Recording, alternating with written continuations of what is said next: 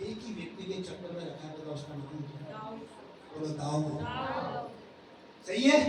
शमूएल एक ही व्यक्ति के चक्कर में अपने शहर से यात्रा कर कर मसा करने के लिए उसके घर पे जाता, एक ही व्यक्ति दाऊद। हालेलुया। शमूएल बोलता है कि भाई एक 6 बेटे तेरे परमेश्वर ने नहीं चुने, कोई और है क्या? बोलता है एक छोटा सा है, वो तेरे किसी गांव का नहीं है, वो तो बावड़ा सा है, वो तो मूर्ख सा है, उसको तो बात करने नहीं आती है, वो तो भेड़ बकरी चलाता है।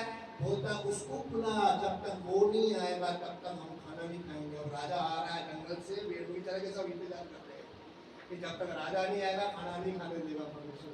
हालेलुया, आमीन। कि राजा को बुलाओ, भेड़ बकरी वाले को नहीं।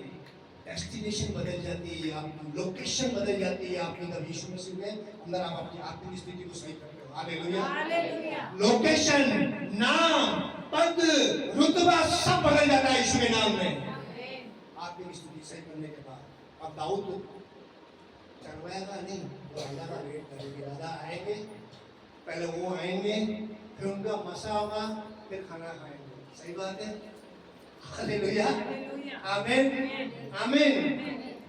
क्योंकि प्रभु वरदान पाए हुए लोगों को नहीं, वो ईमानदार लोगों को ढूंढता है, वो हाजिर लेने वाले लोगों को ढूंढता है। हालेलुया। और जो हाजिर रहता है उसे वरदान पाया और उसको बनाना अच्छी तरीके से आता है। आमीन। दाऊद के भाई राजा की सेना में थे, तो भैया राजा बनने का रुतबा, समझ, अनुभव तो उनके पास है ना, कि दाऊद के पास है? किसके पास है? दाऊद के भाई। परमेश्वर बोलता मुझे राजा चाहिए। दाऊद के भाई पहले से सेना में है, तो राजा तो उनको बनना चाहिए ना। ये भेड़ बकरी बनाने वाला क्यों राजा बना रहा है? हालेलुया, समझ में आया आपको? तो इस तरीके से हालेलुया परमेश्वर काम करता है। जो फेलियर का आत्मा, यानी जिस काम में आप हाथ लगा रहे हो, फेल हो रहे हो, फेल हो रहे हो, फेल हो रहे हो, फेल हो रहे हो, फेलियर की आत्मा दाऊद के बड़े भाइयों में काम करती थी, वही फेलियर की आत्मा दाऊद के बड़े बेटों में भी काम कर गई। क्या कर गई? दाऊद के बड़े बेटों में। दाऊद के बड़े भाई राजा बने क्या? नहीं बने। क्यों नहीं बने? आत्मिक स्थिति सही नहीं थी, आत्मिक आंखें बंद थी, पाप पर पाप करते थे। ऐसा का ऐसा दाऊद के बड़े बेटों के अंदर भी फेलियर का आत्मा था, वो भी राजा नहीं बने। उसके बड़े बेटे फेल हो गए, पर उसका सबसे छोटा बेटा सुलेमान राजा बना। आमीन। कौन बना? हाँ, दाऊद के बड़े भाई राजा नहीं बने, छोटा भाई दाऊद राजा बना। दाऊद के बड़े बेटे राजा नहीं बने, होता है ना भाई। पुराने जमाने की बातें बता रहा हूँ। पुराने जमाने में प्रॉपर्टी सबसे ज्यादा बड़े बेटे को मिलती थी। पुराने टाइम की बात है, अभी तो सबको बराबर मिलती है, बहनों को भी मिल जाती है, भाइयों को मिल जाती है, हाँ के ना? हाँ के ना? हाँ ना? तो दाऊद के बड़े भाई राजा बनने चाहिए थे, वो नहीं बने।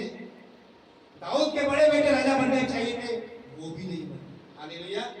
अगर शारीरिक बीमारियां, जो शुगर की, डॉक्टर के पास जाते हैं, मुझे शुगर हो गई है जी, डॉक्टर मुझे शुगर हो गई है जी।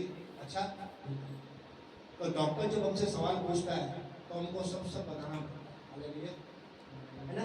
डॉक्टर पढ़ा लिखा है, डॉक्टर इंटेलिजेंट है, बढ़िया एसी में बैठा है, बढ़िया कैबिन में बैठा है, तो हमसे बातें किसी करता है। बाथरूम आता है या नहीं आता है? आपको सो पाता है? नहीं सो पाता है?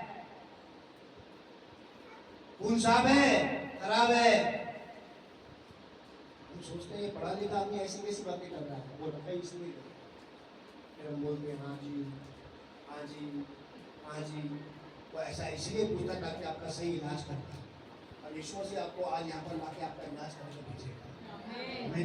आपकी नींद को सही करके भेजेगा, आपकी नींद को आत्मिक करके भेजेगा। आमीन। ताकि आप आगे बढ़कर आराम से अपनी जिंदगी को जी सको, चल सको, बढ़ सको। आमीन, हालेलुया।